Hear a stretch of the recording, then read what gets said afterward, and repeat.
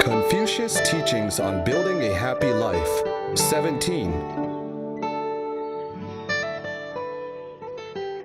Guidelines for being a good person. A foundation for Mahayana Buddhism practice.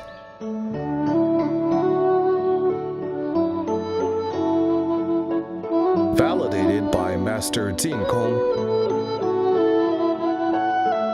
Speaker, Teacher Tsai Lixu.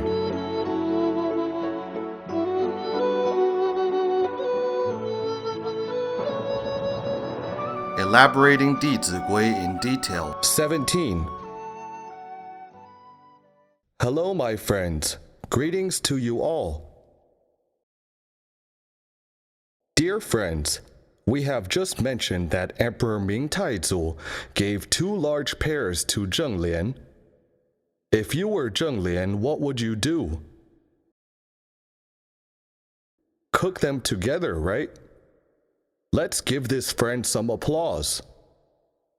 Perhaps you know that pears are good for your throat after being cooked. Zheng Lian did almost the same way as you said. He took 2 big water vats, smashed the pears, then put 1 pear in each vat and let the pears blend in the water. Afterwards, he had everyone in the family each drink a bowl.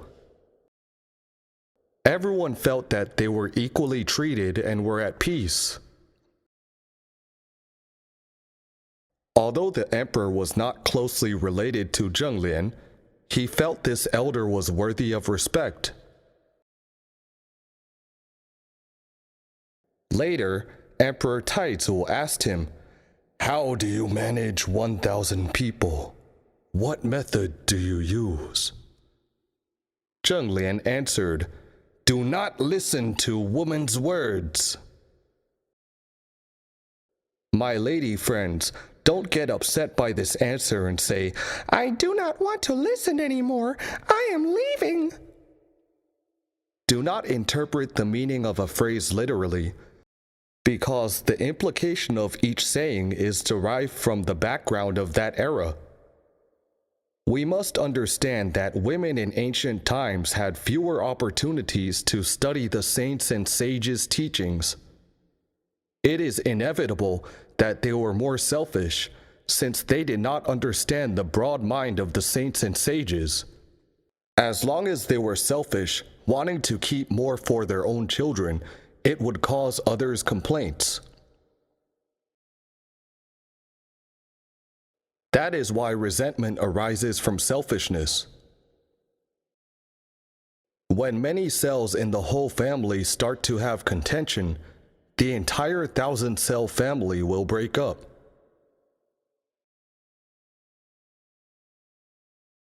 But females today are educated, so they are less selfish in their speech.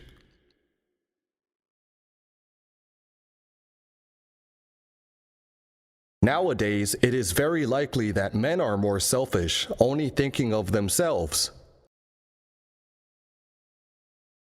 Such men's personality will be more like the women's.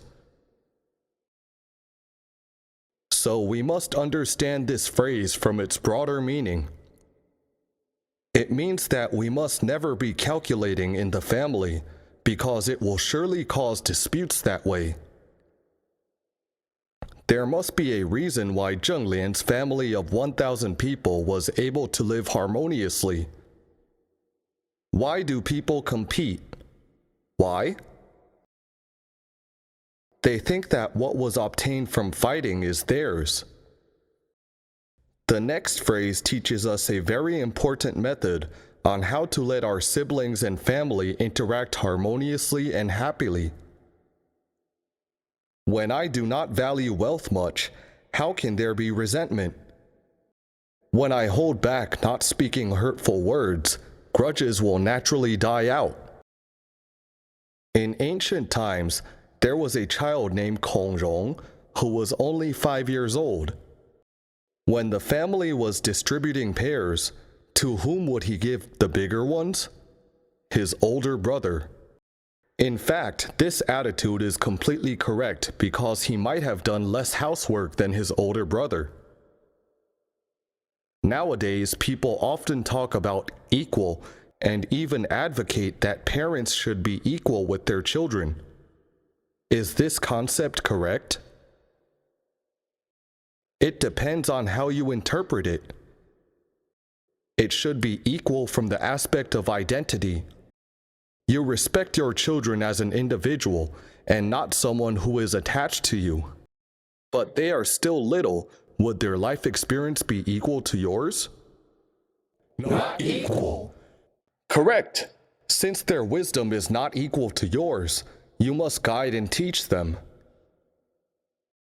So there must be an order of seniority. Only then would they have respect for you. Without these ethics, how would they give rise to respect for you?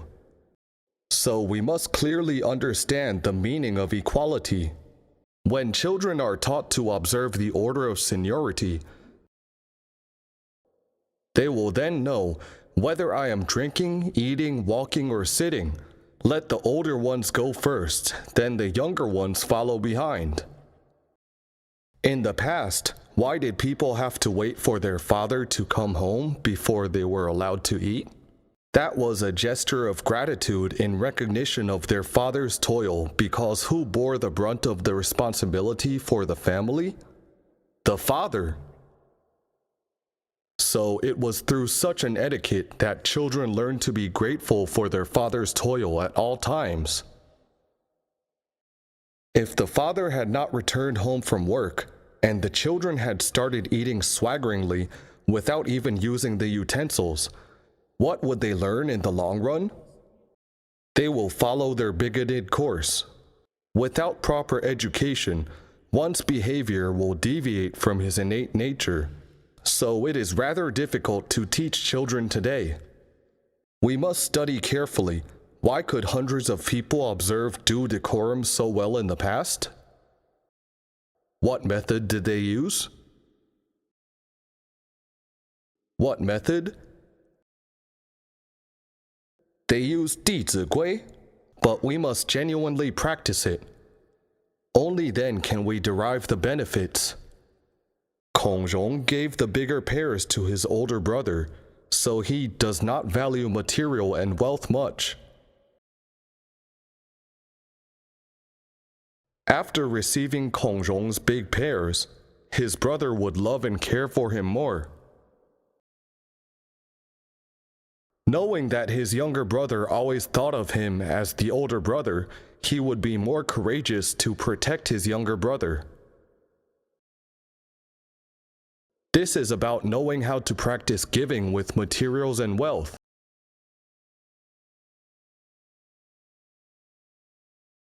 During the period of 5 dynasties, there was a scholar named Zhang Shixuan.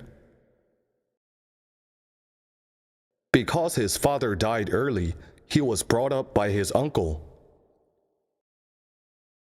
When he was 17 years old, his uncle told him, "Since you are already a grown-up, we can now divide our ancestors' inheritance into 2 parts. One for you and one for me."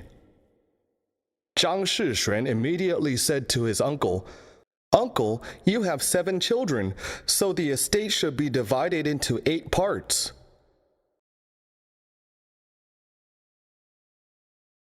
His uncle said, "No, you represent your father, so it should be divided into 2 parts." Zhang Shixuan was only 17 years old then. He insisted that the estate be divided into 8 parts. Did he suffer any loss because of his concession? What did he gain in return? He had further improved his virtues and brought happiness and harmony to his family, as well as broadened his big heart. As the saying goes, the bigger the heart one has, the more blessings he begets. When he was on the way to the capital city for the imperial examination, he bumped into a fortune teller who noticed many hidden merit marks on his face. This meant he had accumulated many hidden merits. The fortune teller told him that he would definitely pass and rank high in the exam. As expected, he passed and ranked high in that exam. I believe that his excellent example would be emulated by his posterity, and his descendants would definitely develop well for generations to come. You see, his concession corresponded to his innate nature.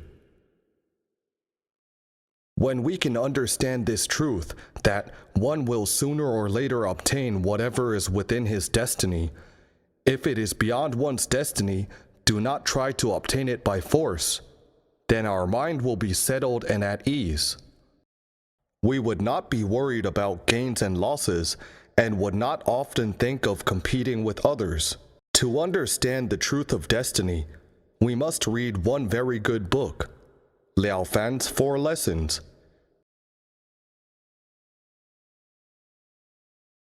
By understanding the truth, our mind would then be at peace and would not compete with others.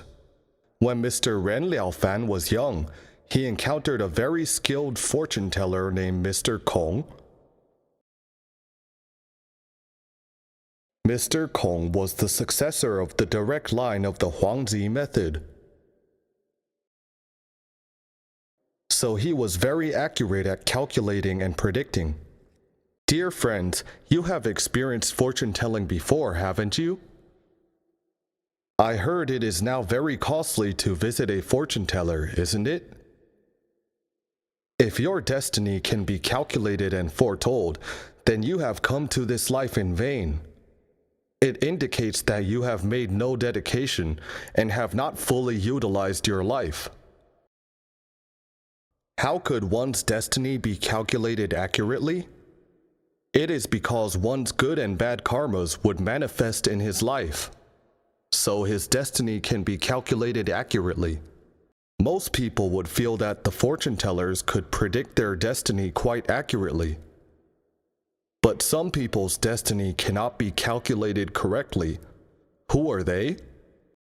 The destiny of the 2 types of people that cannot be predicted are people who have performed significantly good deeds and those who have committed serious offenses. Most people do few good deeds, commit minor offenses, plus do not broaden their minds. All they think of are their children, grandchildren, spouses, houses, and money. Since they neither perform any major good deeds nor commit any grave offenses, their destiny can be accurately calculated. There are addition, subtraction, multiplication, and division in one's fate. For example, if you have 10 million in wealth in your destiny, and you have performed some minor good deeds, how much will be added to your 10 million? 50,000. Your destiny can be accurately calculated. If you committed minor offenses, and your wealth would have become 9,950,000, then this is very close to your fate of 10 million, and can be calculated quite accurately as well. But if you performed many good deeds, your 10 million would be multiplied by 5, which is equal to how much? 50 million. Your destiny will definitely be inaccurately calculated. If you committed some grave offenses, your 10 million would be divided by 5, which is equal to 2 million. Your destiny would not be accurately calculated either. From this principle, we can understand that even if a person had successfully gained 2 million by illegal means, that 2 million would actually be what he had in his destiny. He might still be bragging about his great ability to make this 2 million, not knowing that he had actually lost 8 million. So the virtuous gentlemen are happy to be virtuous because their minds are at peace due to understanding the truth. Petty men are being petty men in vain because it is uncertain if they will still have the blessing to spend the 2 million. Since he committed an offense that had violated the law, he would very likely be arrested and imprisoned soon. Are there many such people? Many. Due to the prevailing utilitarianism, many people would risk their necks under certain circumstances. When seeing such people, we feel a lot of pity for them. After all, they are people with great fortune. It is because they did not encounter moral education, so their lives were ruined. We should harbor empathy for such people. As the Infinite Life Sutra states, the past generations committed evil deeds because they did not know ethics. No one had ever told them, so they should not be blamed. Neither his parents nor grandparents had taught them. Nowadays, just like when I passed the teaching exam, what is the first sentence my relatives and friends asked? How much will you make per month?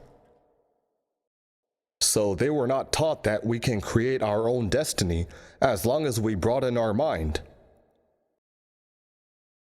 Since they were only taught to seek profits, they definitely would not be able to resist temptation. Having understood the principle about destiny, our mind will be at peace due to having acquired the truth. Only then can we implement the teaching. When I do not value wealth much, how can there be resentment?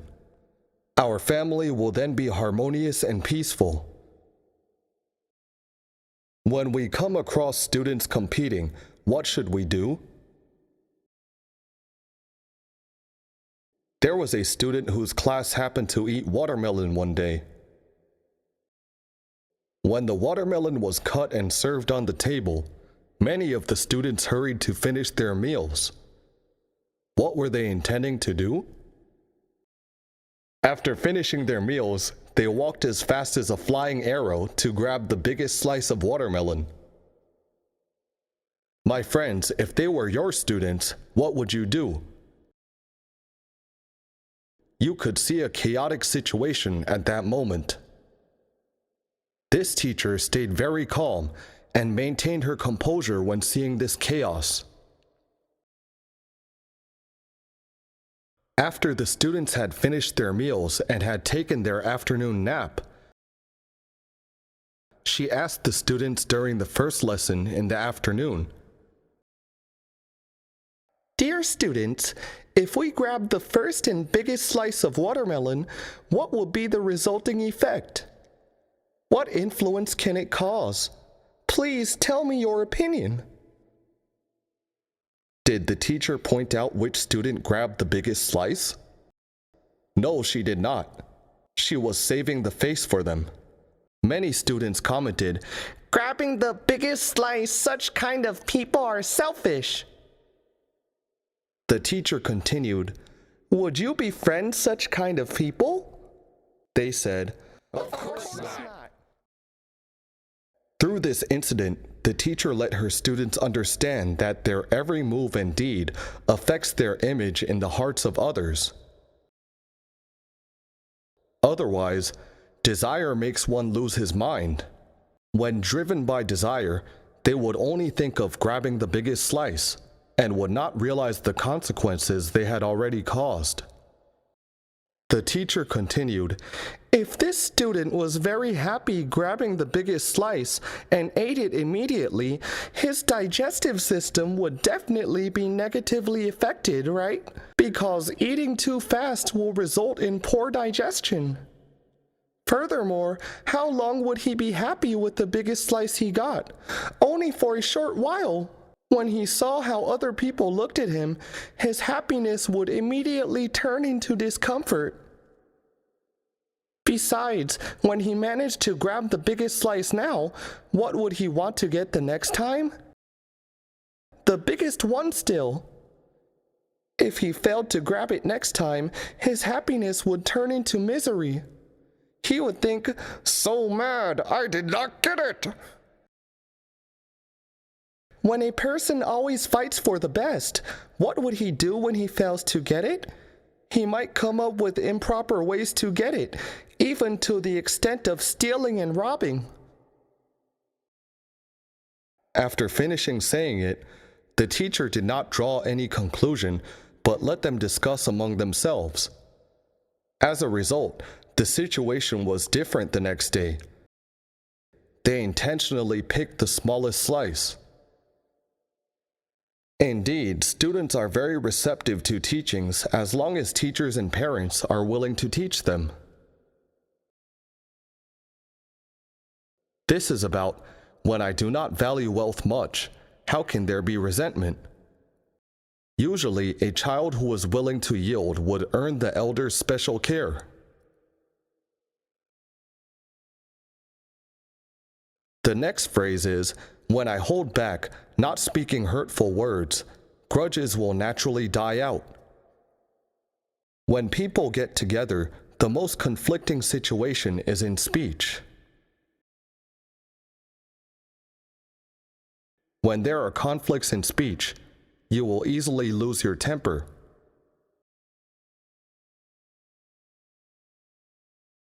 It is said, a thought of resentment opens up the door to a myriad of obstacles.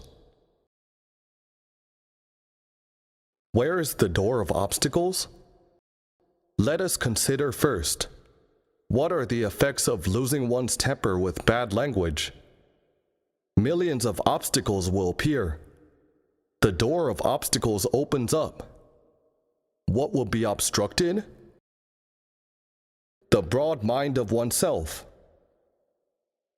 It will also obstruct the good interpersonal relations of oneself. You may have lost your temper for only 5 minutes, but how long do you need to remove the negative effects from losing your temper? How long? So we must think of the difficulties that anger may bring us. In his teaching of the 9 contemplations of virtuous gentlemen, Confucius reminded us never to unleash our anger. We must be prudent, because once we get angry, it would be very difficult or even impossible to restore our original state.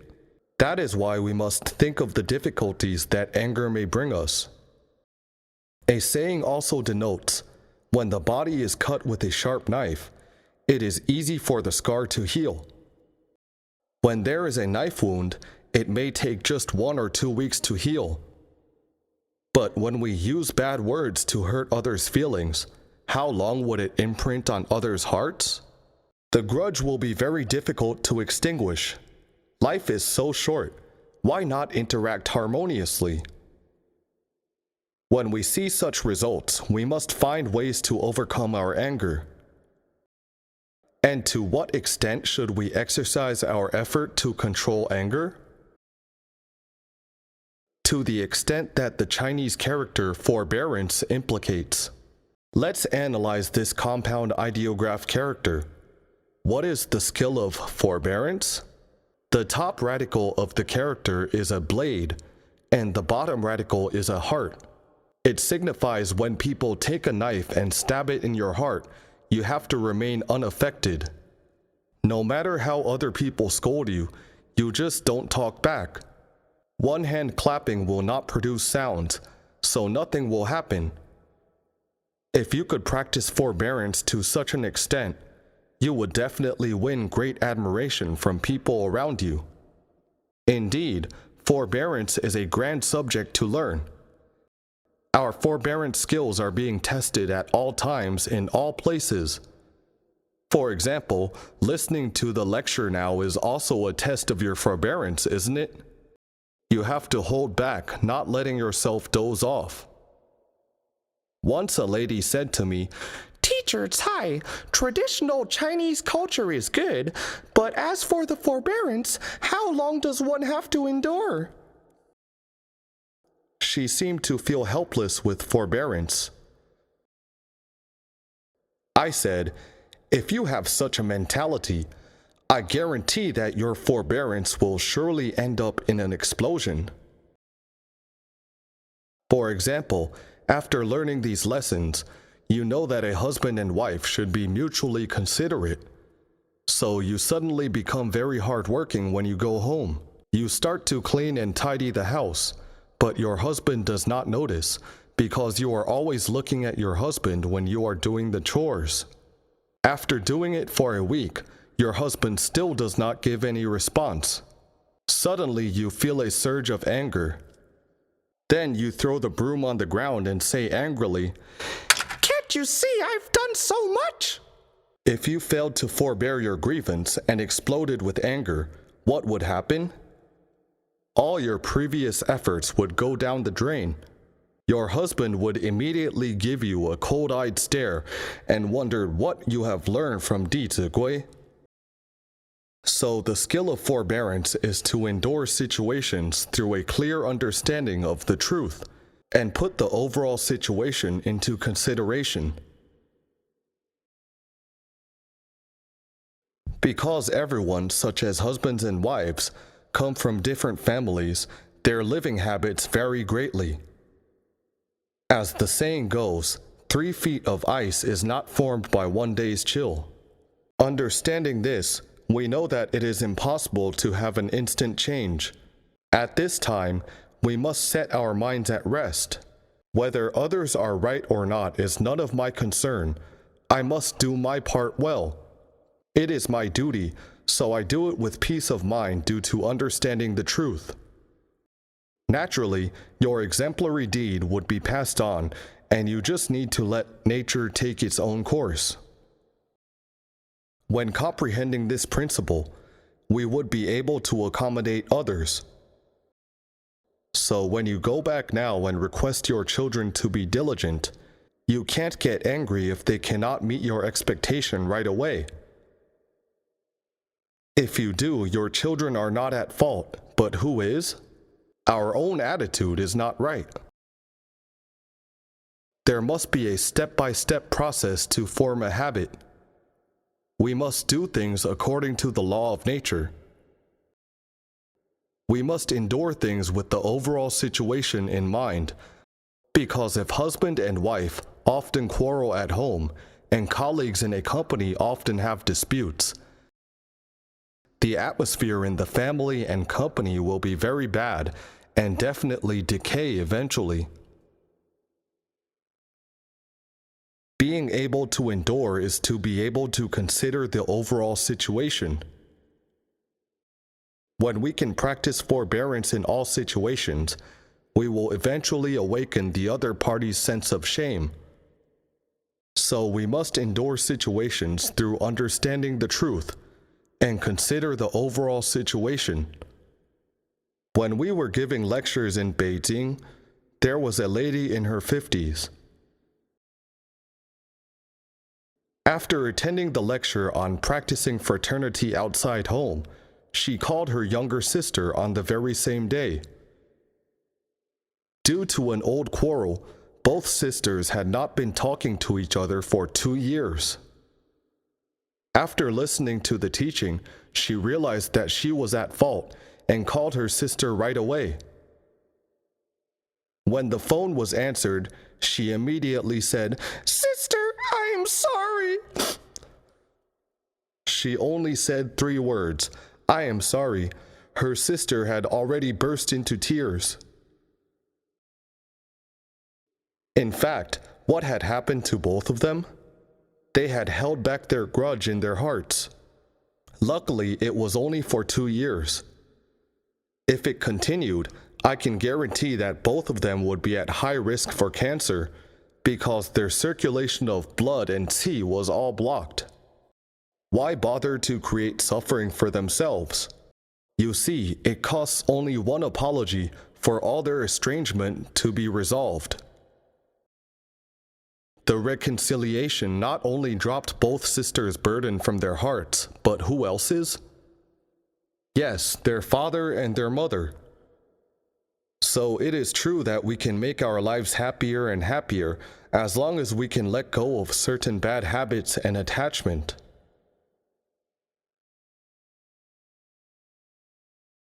Now we know anger needs to be restrained and stopped, but my friends, how do you deal with anger when it arises? What method do you use? Come, let's discuss it, so everyone can manage to do the same when seeing a sage example. What method? This friend says compassion and empathy. Very good. That is to broaden our mind, and naturally the obstacles will be resolved. Any other methods? This method is very lofty. I may need to practice for another 3 to 5 years. It is indeed very important to tackle anger, because when a person's anger is not eradicated, it will hinder his entire physical and mental state. When I discussed this matter with a lot of friends in Shanghai, they said that they would call someone to complain and vent their rage. I asked, "How did you feel after venting?" They said they felt much better. I said, "You have felt much better, but not so for your friend." Your friend would say, "Life is too short already. Why are there so many conflicts?" So we shall not throw our rubbish to others. Many people become a trash bin for others, don't they? What will happen when one becomes a trash bin for others? The garbage will eventually overflow. You see what happens to those who are specialized in giving others psychotherapy. So we must elevate our state to a higher level. To become an incinerator. Once rubbish is thrown into the bin, we can immediately burn it to ashes. This can be achieved through our virtues like this friend just mentioned. Use a mind of compassion and benevolence. The answer is actually in the Chinese characters. We must pay particular respect to Chinese characters from now on because our ancestors created the only symbols in the world that imply the philosophy of life. Only Chinese characters can achieve this. Except for Chinese characters, there are no others like them. Let's take a look at the character Nu, an ideograph compound character. The top radical is a slave, while the bottom radical is a heart. It signifies when a person becomes angry, his heart has become the slave, and he is led by the nose with his bad habits. He would not dare to go west when his bad habits drive him to the east. Let's observe. Many people who have lost their temper would feel very regretful afterwards. How could I be like that? They would really regret it, right? But they would never be able to rewind time. There was a father whose son's temper was extremely bad. In order to teach his son, he said to him,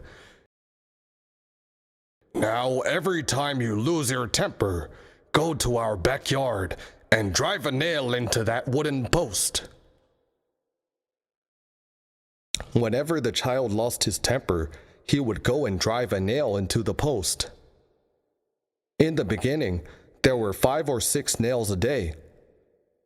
After doing that for several days, the child was shocked to see how dense the nails were on the post.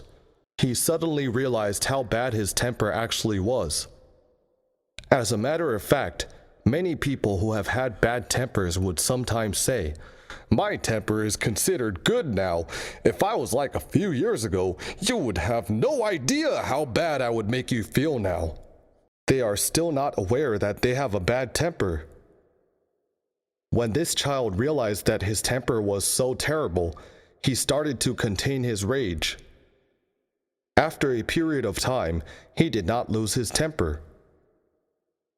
His father then said to him, "As long as you don't lose your temper today, you can go and pull out one of the nails." His son went to pull out the nails with a great sense of accomplishment. Suddenly, one day, he had finished extracting all the nails.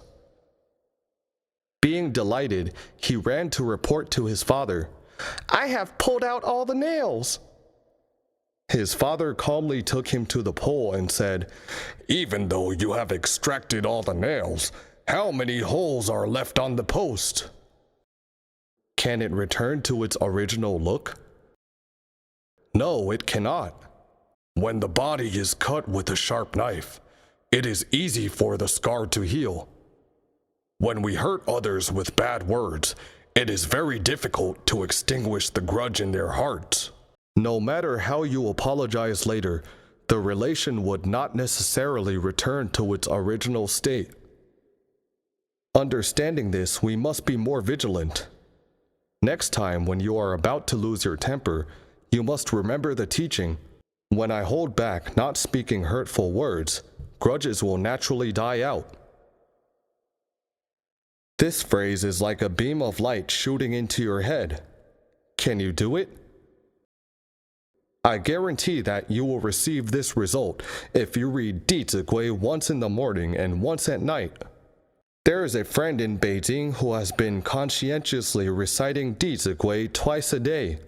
She said that the hardest part for her to practice is the teaching of, if a person has a shortcoming, I should never expose it. Since she has gotten used to talking about others' rights and wrongs, it is difficult for her to rectify her bad habits even though she has learned. However, when she is about to talk about others' rights and wrongs, this phrase in Dizigui would flash across her mind, and she would quickly shut her mouth. It is very effective. We can memorize this phrase in Dizigui or think of the difficulties one will encounter after venting anger. We must have aspiration in life. We must be the master of our own lives. Do not let bad habits dominate our fate.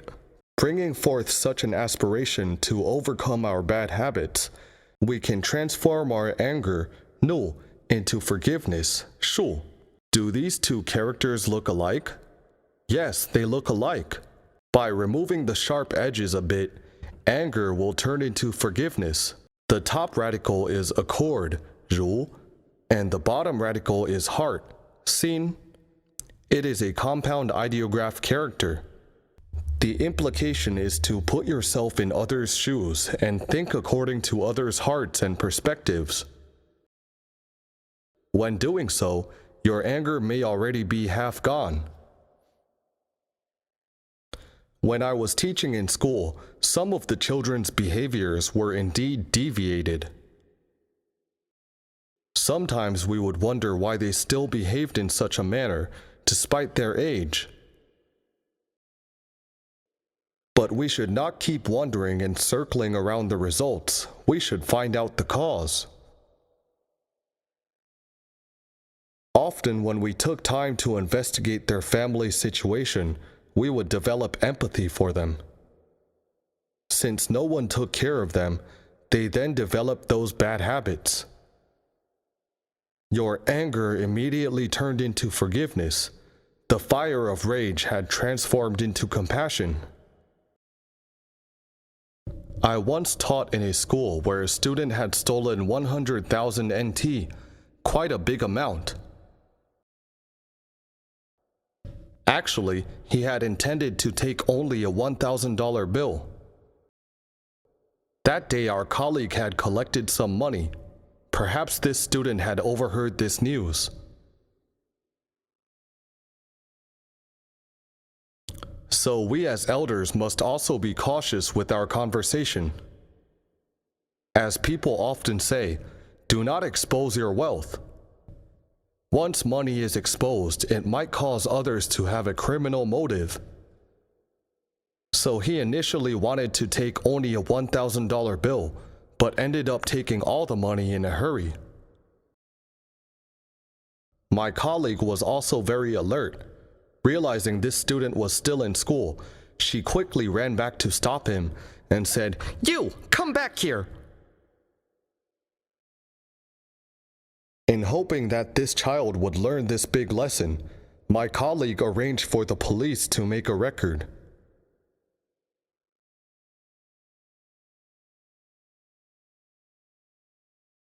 After this incident, this student was sitting on the staircase.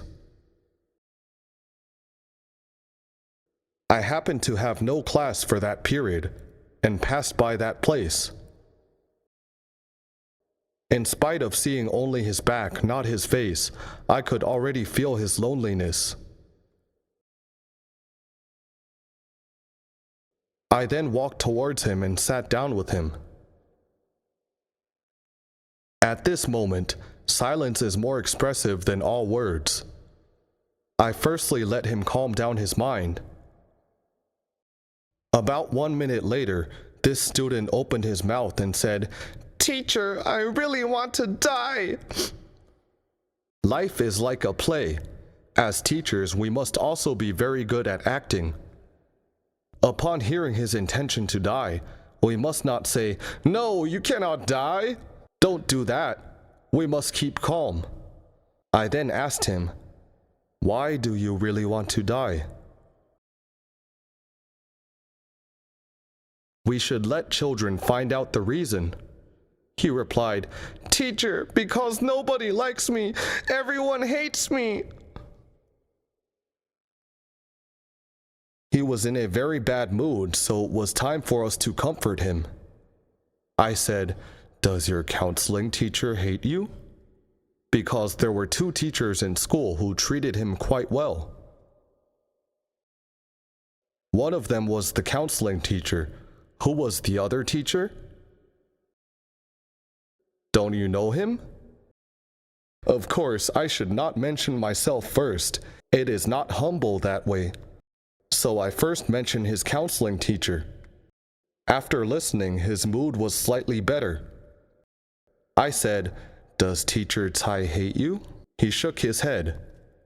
When his emotion was more stable, we could then talk nicely to him. I said, "Since you know that people do not like you, what is the cause?" He said, "Because I often hit people, I often yell at people." I said, "Then stop hitting people, stop yelling at people, won't you earn their liking?" At that time, this child said something which left a deep impression on me. He said, "Teacher, I really wanted to change myself, but I tried and failed."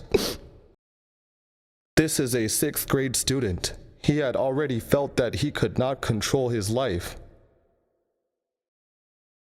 So we must not let our children develop their bad habits. When our children's lives have been dominated by bad habits, it is hard to imagine how ghastly their lives would be. I then made an agreement with this student. I gave him a notebook and asked him to write goodness on the left side and badness on the right side. We adapted the 100 maxims for introspection. I said to him, "You can write down whatever good and bad deeds you have done every day in the respective columns. The goal is to request yourself to make daily improvements." Honestly, this student had been living with his bad habits for over 10 years. If you can spend 3 years to rectify him, you can be considered a great teacher of the time already. Without a doubt, we must have patience to accommodate others. We can then broaden our mind to transform anger into forgiveness. When you can always forgive others, I believe your entire life will take a turn for the better. Okay, let's move on. The older children should be friendly, and the younger ones should be respectful. When siblings get along harmoniously, filial piety already exists in their actions. Since we have learned many exemplary stories of past sages, do you feel there are any differences reading them now? When I do not value wealth much, how can there be resentment? When I hold back not speaking hurtful words, grudges will naturally die out. Let's continue to see the next phrase. Let's read it together. Whether drinking, eating, sitting, or walking, I should let the older ones go first, then the younger ones follow behind. When an elder is calling for someone, I will get that person for him. If that person is not around, I will put myself at the service of this elder. Okay, Whether drinking, eating, sitting, or walking, I should let the older ones go first, then the younger ones follow behind. When children know that they must respect the elders first, their respectful mind will be implemented in every aspect of their lives. This phrase only points out a few actions. The first one is eating. When children see the dishes and serve the elders first, their virtue will be elevated during the process of serving food. We have a student who was only 7 years old. He came to our class for only 1 week. All the while, his grandparents had been serving him food. After attending the class for a week, he took the initiative to serve food to his family members. The family members were very joyful and agreed with traditional culture more.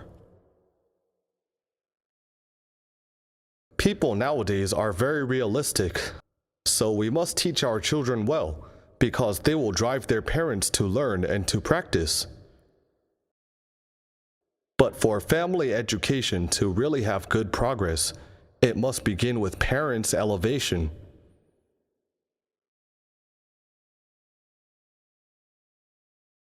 In the beginning of the lesson, we mentioned that to teach our children, we must teach ourselves first.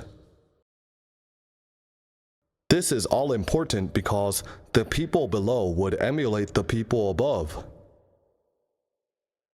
Let's say today your children practice Dizigui, but the parents do not learn and practice.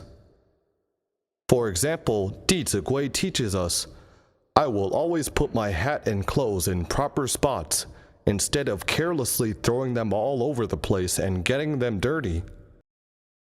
Yet when the father comes home and simply throws the socks around and sits on the sofa to read the newspaper, the children would think, how could this be? Only I have to do it, my dad doesn't? Would they be reconciled? Of course not.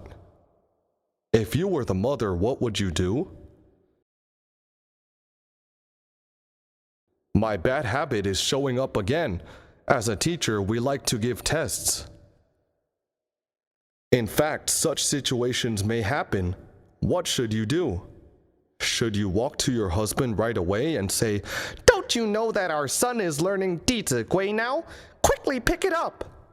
Your husband would surely say, do not learn those things. There was a mother who said to her son, your father has been very tired working all day. Please help your dad pick up the socks. You see, your father is so tired. Using this perspective, her son can accept easily. His dad was indeed just off from work. So the son helped put away the socks. Seeing this, how would her husband feel? Right, isn't the ending perfect? So we can create a symphony of life in everything if we can be sophisticated in interpersonal relations. Okay, whether drinking, eating, sitting, or walking. This means whether sitting or walking, the younger ones should always let the older ones go first. In Haikou and Shenzhen, the students would practice this phrase after learning it. They would hold the door and let the teachers get into the elevator first. But we would tell them that they should go first when it comes to riding the elevator.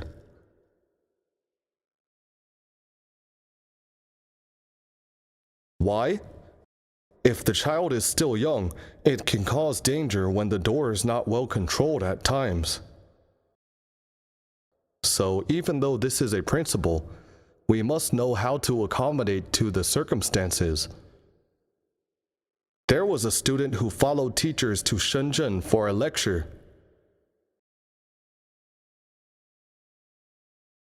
This child is quite remarkable. He has studied the classics for several years. Judging from his round face and big ears, I can tell that he is someone with immense blessings.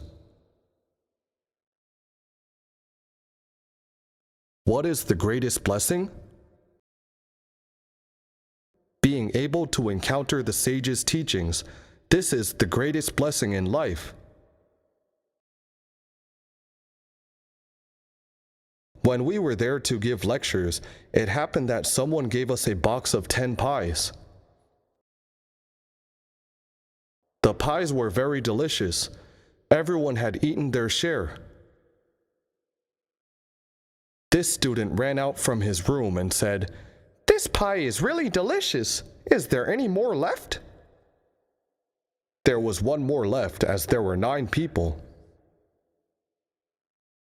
This child went to take the pie, then walked towards me and said, "The final piece should be given to you, Teacher Tsai." Not only did he let the elders eat first, he also knew who should eat the last piece. So you see, would students who learn courtesy become dull? Absolutely not. Children who learn etiquette will always respect others and will be considerate and adaptable. People today have misinterpreted the meaning of liveliness. What is liveliness? Someone who cannot stop moving around for even 3 seconds is regarded as lively. Sometimes when we line up at the airport, we can see that many children are unable to stand still, bumping into each other. Yet the passengers behind would say, "Ah, this child is so lively." How could that be regarded as liveliness? That is called arbitrary and lacks family discipline. True liveliness is being flexible in thinking and always being considerate of others. This is a real liveliness. People who learn etiquette would definitely not be rigid in their learning. So, whether drinking, eating, sitting, or walking, I should let the older ones go first, then the younger ones follow behind. This habit will influence children's respectful mind and will very likely affect their career development in the future.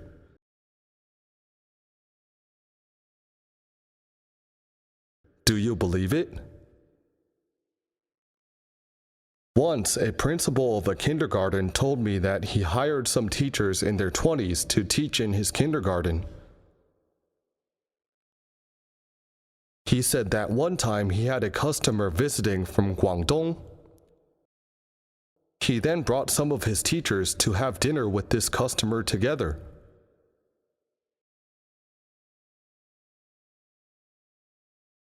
Several of the teachers come from Hunan province, where people love spicy food. People from Guangdong province do not really favor spicy food. What food should we order when we give the Guangdong client a treat? Of course, Guangdong dishes. After taking the orders, they started to eat.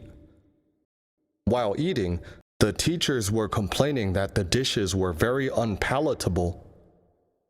Why did the boss bring the teachers there? To help take care of the client for the boss. In the end, what did they do? They spoiled the atmosphere. Finally, a spicy food was served. The principal spun the turntable to the client. After the client had taken one bite, the teachers spun the turntable to their position and started to eat. The principal then turned it back to the client, but the teachers spun it back again. Do you dare to use and trust such employees? They are unable to achieve anything, but are good at messing around. So when children know the etiquette of when to move forward or backward, you can rest assured if you delegate work to him. So when the supervisor takes his subordinates out for a banquet, he will bring those who know table manners to serve others food and water, right?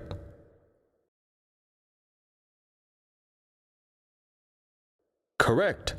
So to serve food and drinks must be natural. It requires practice to treat elders this way from a young age. Okay, if you have such an attitude, You can then help your next generations pave a good path in their future.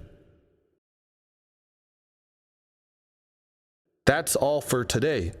Thank you for listening. For MP3 and full transcripts, please visit mahayanapureland.org. No copyright. Welcome to Circulate. Infinite merits to propagate.